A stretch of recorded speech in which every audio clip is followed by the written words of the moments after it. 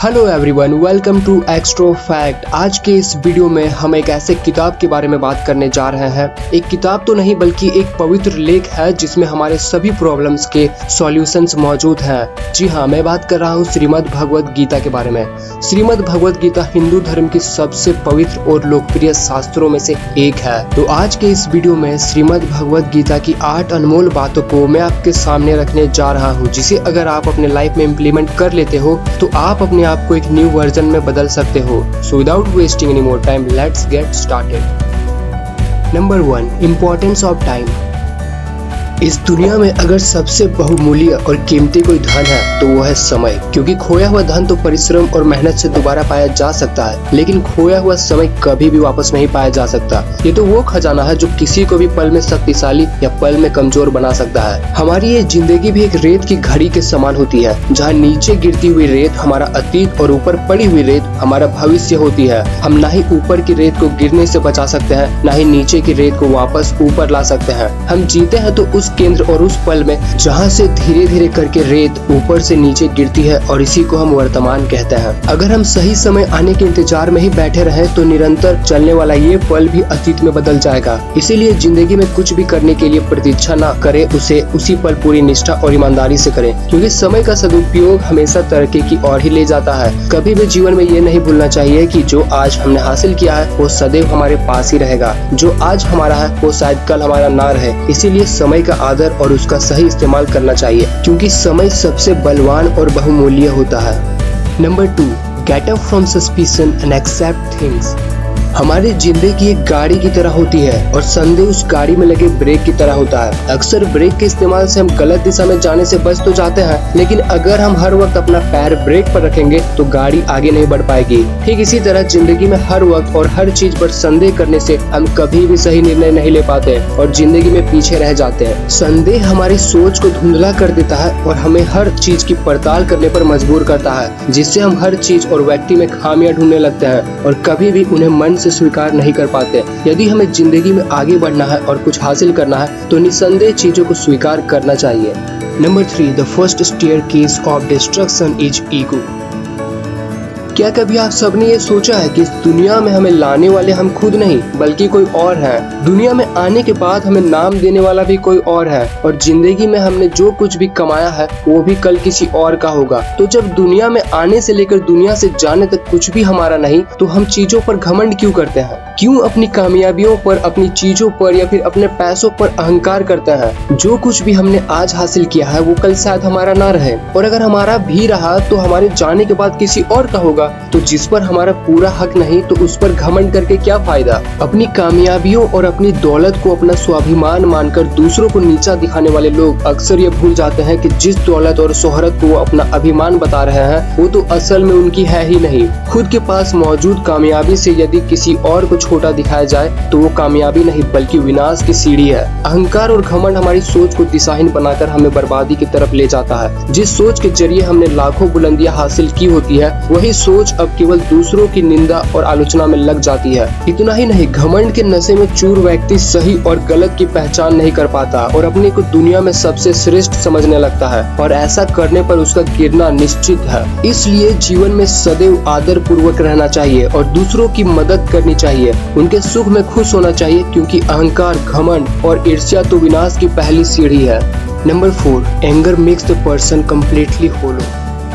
जीवन में कभी न कभी तो हम सब ने किसी को गुस्से में आकर भला बुरा तो कहा ही होगा, या फिर कभी गुस्से में कोई चीज या सामान तोड़ा ही होगा। तो आखिर क्या है ये गुस्सा जो हमसे वो सब कुछ करवा बैठता है जो हम करना नहीं चाहते? तो श्रीमद् भगवद गीता के अनुसार गुस्सा वो भावना है जो धीरे धीरे मनुष्य को अंदर से खोखला कर देती है। जिस प्रकार लकड़ी पर लगी दीमक धीरे धीरे उसकी मजबूत लकड़ी को खाकर उसे कमजोर और दुर्बल बना देती है, ठीक उसी तरह ही गुस्सा इंसान की मानसिक इंद्रियों पर हावी होकर उन्हें खोखला करने लगता है। गुस्से के प्रभाव में आया व्यक्ति ना तो रिश्ते ना ही आदर सम्मान की परवाह करता है, वो तो बेबाक और बेफिक्री होकर खुद को दूसरे से ऊंचा और सही मानने लगता है। गुस्से में व्यक्ति खुद पर से नियंत्रण खो बैठता है और हिंसक और आक्रामक व्यवहार करने लगता है, और गुस्से में लिए गए फैसले और गुस्से में किए गए कामों से केवल निराशा और असफलता ही हाथ लगती है। इसलिए गुस्सा आने पर खुद को शांत रखने का प्रयास करें। ऐसा करने से न सिर्फ आपका गुस्सा कम होगा बल्कि आपका खुद पर नियंत्रण और आत्म संयम भी मजबूत होगा। Number 5, a man is what he thinks. दुनिया भर के महानुभावों को जो चीज सबसे अलग और महान बनाती है ना, वो है उनकी सोच। हम सब ने इस दुनिया में एक सा ही शरीर धारण किया है। हम सब एक ही तरह से इस दुनिया में आए और एक ही तरह से इस दुनिया से चले जाएंगे, लेकिन इंसान की सोच ही तो वो चीज है जो उसे लाखों में सबसे अलग और अनोखा बनाती है। हमारी सोच ही हमारा एकमात्र हथियार है जिसके इस्तेमाल से हम बुलंदियों को छू सकते हैं, मुसीबतों से लड़ सकते हैं और दुनिया के लिए कुछ बड़ा और महत्वपूर्ण कर सकते हैं। नेगेटिव थॉट्स रखने वाले व्यक्ति अक्सर हर चीज को नकारात्मक निगाहों से ही परखते हैं, जिसके चलते वो कभी भी चीजों में छुपी अच्छाई और सकारात्मकता को नहीं देख पाते। ऐसे लोग हमेशा निराशा और अफसोस में ही रहते हैं। वहीं दूसरी तरफ पॉजिटिव थॉट्स रखने वाले व्यक्ति सदा ही चुनौतियों से लड़कर तरक्की करते हैं और जीवन में कभी हार नहीं मानते। और हमें हमेशा ये ध्यान रखना चाहिए कि जैसा हम सोचेंगे वैसा ही हम बनेंगे। इसलिए हमेशा एक स्पष्ट, स्थिर और पूर्ण सोच और आचरण रखना चाहिए, क्योंकि दुनिया बदलने के लिए किसी दौलत या अन्य साधन की जरूरत नहीं, जरूरत है तो एक क्रांतिकारी सोच की, क्योंकि सफलता और असफलता केवल हमारी सोच है। तो अगर हम खुद से हार न माने तो कभी भी पराजित नहीं हो सकते। Number 6, learn from adversities. हमारे जीवन में हम कई बार अपने आप को हारा हुआ और निराशा महसूस करने लग जाते हैं और ऐसे समय में हमारा मन गम के सागर में डूब जाता है। वहीं दूसरी तरफ जब हम कुछ हासिल कर लेते हैं तो हमारा मन खुशी से झूम उठता है। लेकिन कभी आप सबने ये सोचा है कि हार और जीत तो केवल हमारा चीजों को देखने का एक नजरिया है। यदि हार के वक्त भी हम उसमें छुपे हुए सबक और सीख को पहचान लें तो हम उस हार को भी जीत में बदल सकते हैं, क्योंकि जीवन की हर कठिनाई और मुसीबत में ही छुपा होता है उससे लड़ने और उस पर जीत हासिल करने का राज। हर मुसीबत और कठिनाई अपने आप में एक मौका है अपनी गलतियों को पहचानने और उनसे सीखने का। हर बार जीवन में इंसान सही चीज नहीं कर पाता, जिसके कारण वो मुसीबतों का सामना करता है और ऐसे में निराशा में डूबकर हार मान जाने से बेहतर है कि मुसीबत की जड़ को पहचाने, गौर करें उन गलतियों और खामियों पर जिनके कारण स्थिति नियंत्रण से बाहर हुई। और ऐसा करने से इंसान अपनी खामियों को परखना सीख जाता है और उनसे सबक लेकर एक बेहतर कल और एक बेहतर जीवन की ओर चल पड़ता है। इसीलिए जीवन के हर पड़ाव में याद रखना चाहिए कि जिंदगी की मुसीबतें अपने आप को बदलने का और सीखने का मौका होती है। इनसे डरना नहीं बल्कि इनसे सीखना चाहिए।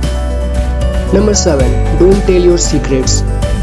इंसान की सबसे बड़ी दुर्बलता है उसके रहस्य। चाहे कोई कितना भी बड़ा क्यों ना हो, कितना भी शक्तिशाली क्यों ना हो, आपके रहस्य ही होते हैं आपके विनाश की चाबी। इसीलिए अगर आपको हमेशा ही सामर्थ्य रहना है, हमेशा ही सुखी रहना है, तो अपने रहस्य किसी को ना बताएं, ना अपने करीबी दोस्तों को, ना ही आपसे ईर्ष्या करने वाले शत्रु को, क्योंकि समय आने पर कब कौन शत्रु हो जाए इसकी कोई गारंटी नहीं है। जिस प्रकार रामायण में विभीषण ने रावण के अमृत कुंड का राज श्री राम जी को बताया था, उसी तरह यदि आपके रहस्य आपका विनाश चाहने वाले किसी व्यक्ति के हाथ लग जाए तो रावण की तरह आपका अंत भी निश्चित है, क्योंकि आपके रहस्य आपके सुखी जीवन के पतंग की डोर है। यदि ये डोर किसी गलत हाथ में पड़ गई तो आपके सुखी जीवन की पतंग तो मानो डूबी ही डूबी। इसीलिए अपने राज अपने मन की तिजोरी में सदा के लिए कैद रखें, क्योंकि इन पर केवल आपका ही हक है। आपका जरा सा भी कोई राज इस तिजोरी से निकला तो मानो आपकी बर्बादी का वक्त शुरू। Number 8, don't cheat your way to success. हम सब जीवन की परीक्षा में सफल होने के लिए, कामयाबी पाने के लिए क्या क्या नहीं करते हैं। हम परिश्रम करते हैं और दौड़ भाग भी करते हैं, लेकिन कभी कभी जब ये काम करने के बाद भी हमारा काम नहीं बनता तो हम कामयाब व्यक्ति की नकल करते हैं। जरा याद कीजिए अपने बचपन के क्लासरूम को। जब स्कूल में हम एग्जाम देने के लिए जाते थे तो हम ना सही लेकिन कोई ना कोई तो सफल होने के लिए नकल जरूर करता था, और तो और ऐसा करके वो सफल भी हो जाता था। लेकिन जीवन की परीक्षा ऐसी नहीं होती, यहाँ नकल करने वाला सफल नहीं हो पाता। और ऐसा इसलिए है क्योंकि जिंदगी की परीक्षा हर इंसान के लिए एक अलग प्रश्न पत्र लाती है। हर इंसान का जीवन अलग अलग प्रकार की कठिनाइयों से भरा होता है, तो निश्चित रूप से उन कठिनाइयों से निकलने का रास्ता भी अलग ही होगा। इसलिए यदि आपको जीवन में सफलता पानी है तो अपनी मुश्किलों के उत्तर खुद ही ढूंढे और सफलता आपकी ही होगी, क्योंकि नकल करने से यदि आप किसी समस्या से निकल भी जाएं तो उस समस्या से सीख नहीं ले पाएंगे। और ऐसा करने पर जब अगली बार आप किसी मुसीबत में होंगे तो ना ही नकल काम आएगी और ना ही कोई सीख। इसलिए यदि जिंदगी की परीक्षा का टॉपर बनना है तो अकेले चले, अकेले सीखें और अकेले बढ़ें, क्योंकि नकल करके असली कामयाबी कभी हाथ नहीं लगती।